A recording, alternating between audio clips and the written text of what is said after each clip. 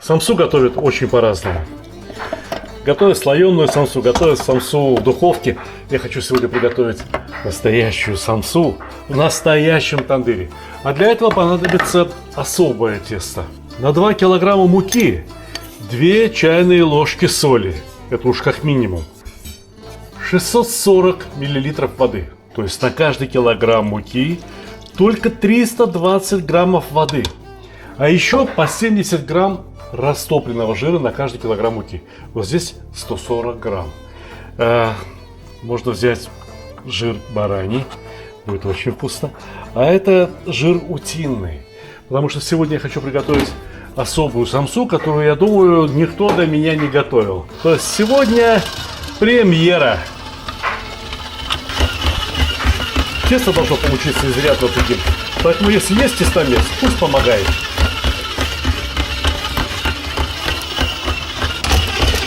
Тесто поначалу даже не будет выглядеть как тесто. Оно будет вот такими разрозненными комками. Но так и надо, не беспокойтесь.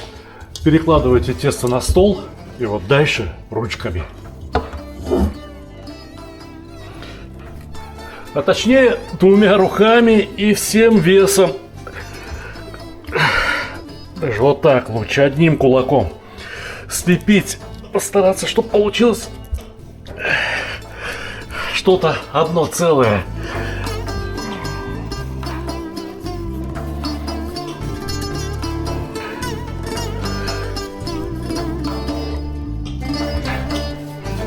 Понимаете, посмотрите, видите, как оно сейчас выглядит, да?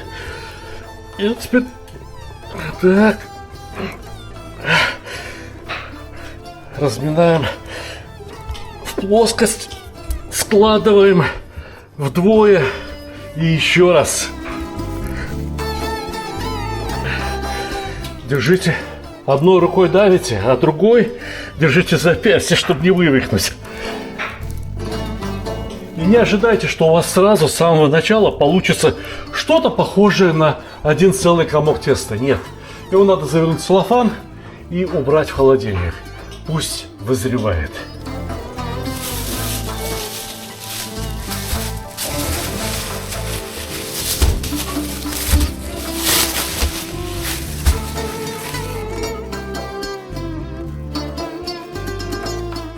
Так что же особенного будет в моей самсе?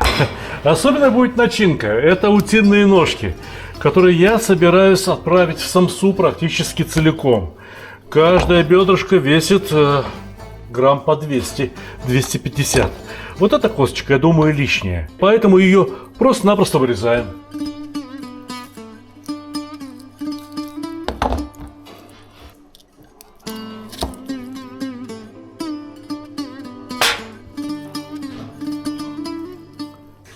Под утиной кожей хороший слой жира. Пусть кожа остается на месте.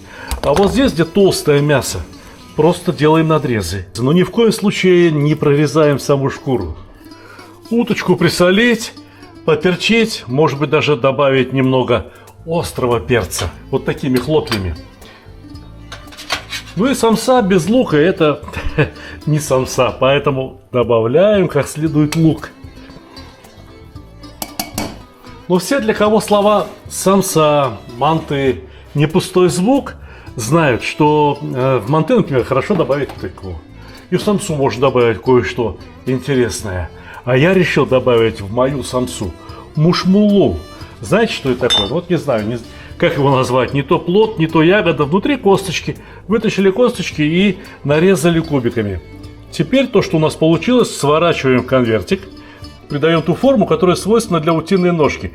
Снаружи, разумеется, тоже и посолить, и приперчить. И пусть лежит, дожидается своего момента, когда ее завернут в тесто. Пусть постоит, помаринуется. А когда надо будет, добавим еще немного лука. Тесто должно вылежаться часа 1,5 или 2. Теперь следующий этап. Отрезаем от теста длинный кусок и скатываем его в колбаску.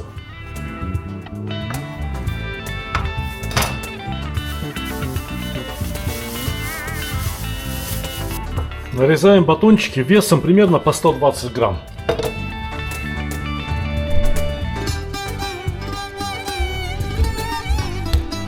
Расплющили ладошкой. Теперь вот этим запястьем раздавить края потоньше. Тонкие края к толстой середине. Прилепить большим пальцем, придавить как следует. Так, чтобы из заготовки получился ровненький и круглый сочень. Пусть и эти заготовки теперь полежат, отдохнут минут 40, может быть час. И после этого они раскатаются в идеально ровные круги. Впрочем, и здесь есть кое-какие секреты. Спустя примерно час тесто вылежилось, стало покладистым, и его можно раскатывать. Знаете, в Узбекистане такие мастера. Они вот только самсу делают и умеют тесто раскатывать. Дай Боже всем как. Но есть один секрет, которым я с вами обязательно поделюсь. Середина у теста должна быть потолще, а края у теста должны быть потоньше. Сейчас вы поймете почему.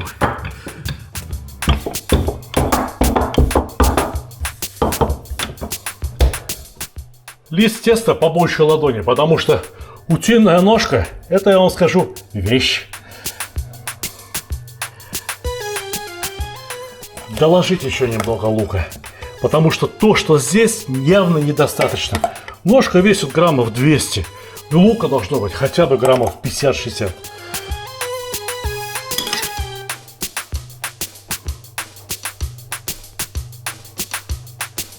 Края теста за середину. Залепляем. А здесь все очень просто. Центр куска теста, тоже к серединке. Слепляем.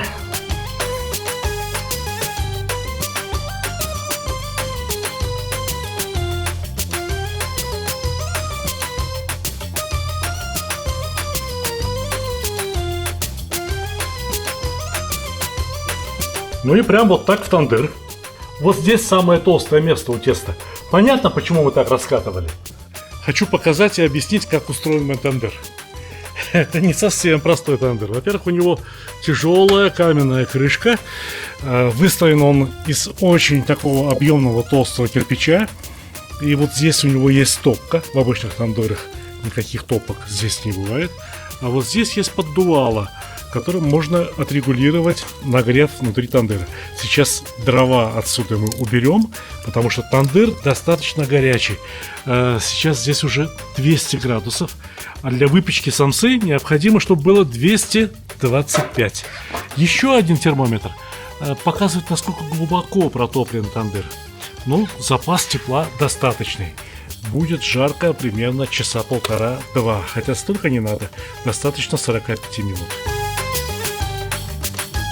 Сейчас тандыр нагрет уже вполне достаточно, но внутри он закопченный. Чтобы убрать эту копоть, надо положить в тандыр хворост, и буквально несколько минут, и эта копоть выгорает, и тандыр... А вы сейчас все сами увидите. Ну, сейчас огонь пойдет как ракета.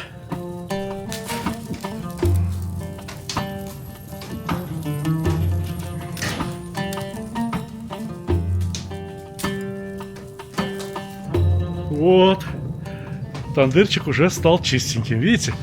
Все, сажа выгорела, и теперь можно начинать лепить самсу. Вот только пламя должно полностью утихнуть.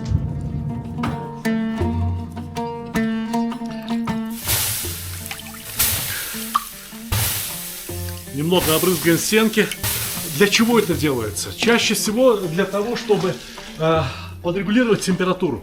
Температура стенки тандыра, чтобы к ней прилипла что лепешка, что самса, должна быть 225 градусов. Ну, плюс-минус сколько-то, да? Но если разница слишком большая, ну, например, 250 градусов, то самса отпадет.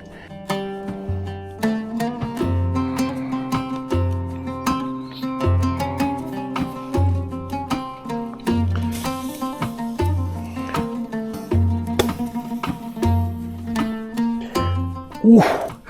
О!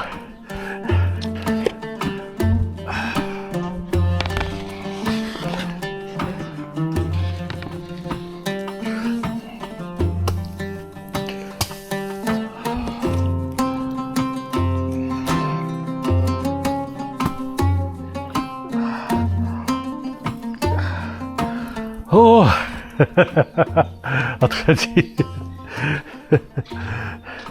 О, закрывай. Да, только давай.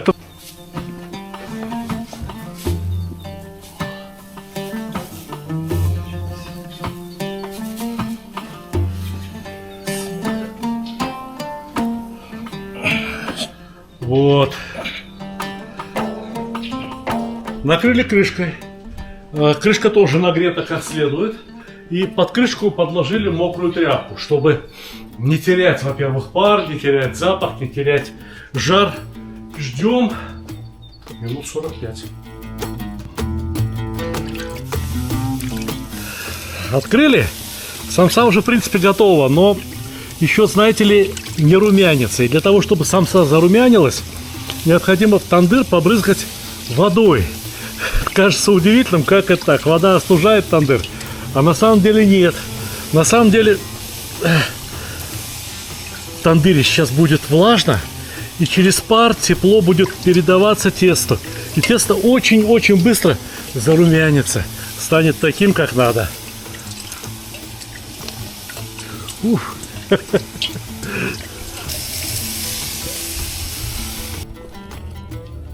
Накрываем крышкой и еще на 10 минут. И все будет готово. Смотрите, какой пар идет. А знаете, какой запах с этим паром? О!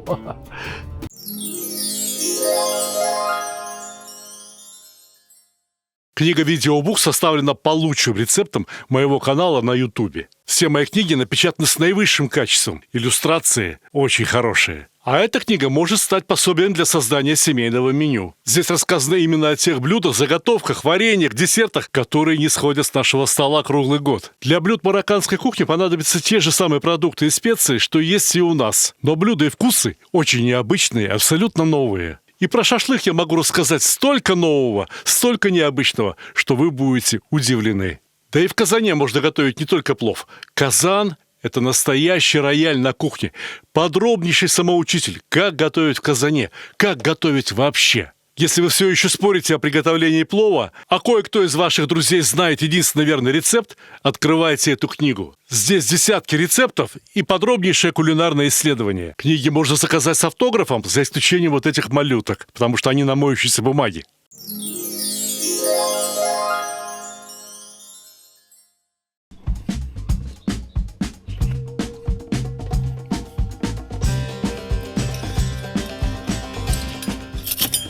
Раз.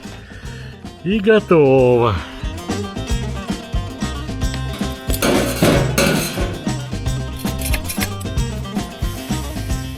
Ух, порвал.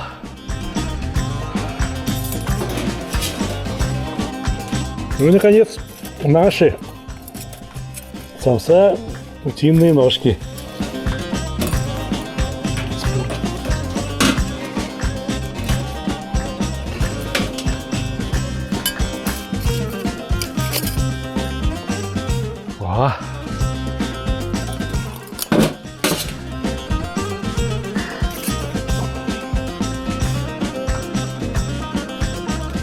Ну вот они, да, какие-то порвались, что поделать. От этого они не стали менее вкусными. Вот эти целенькие сейчас сфотографирую, и все.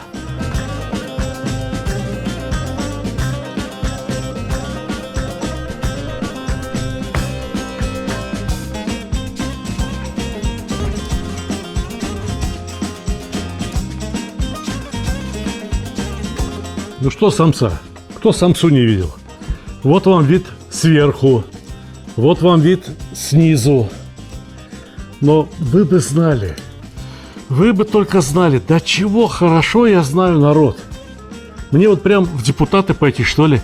Потому что я заранее знаю, что мне напишут. Ну, во-первых, найдутся люди, которые будут очень рады, что две самсы у меня порвались, а одна упала.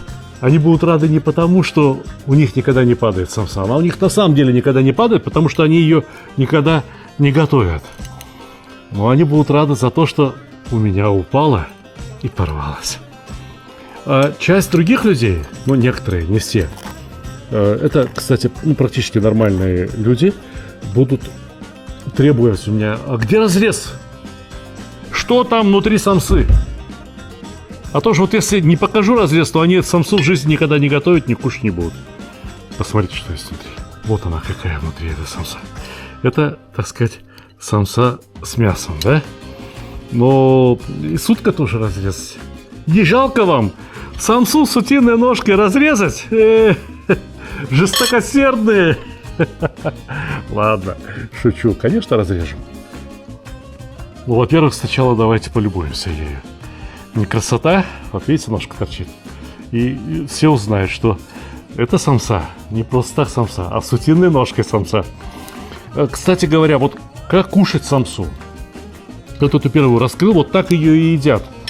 И когда кушают, вот едят мясо и отламывают себе по кусочку теста. Я на этот счет тоже знаю, что напишут люди. Напишу: тесто слишком толстое, а мяса мало. Значит, я не понимаю, что это за люди. А они ничего не понимают в самсе. И потому что в самсе и тесто вкусное, и мясо вкусное. Я вот это тесто, вот, которое вот корочка, вот, которое некоторые не едят, я ее тоже съедаю, потому что это невероятно вкусно. Ну и как выглядит здесь вот эта самса из уточки-то, а? Ее прям тоже вот так вот берешь, вилку в левую руку, ножичек в правой и вперед. Нарезаешь себе кусочками утиное мясо. Оно же уже надрезанное, понимаете? Теперь понимаете, для чего я это нарезал? Дошло? Ага, понятно стало? Значит, вот так ее нарезаешь, вилочкой берешь, отрезаешь кусочек уточки, кусочек теста, все вместе прямо в рот. Приятного аппетита, дорогие друзья.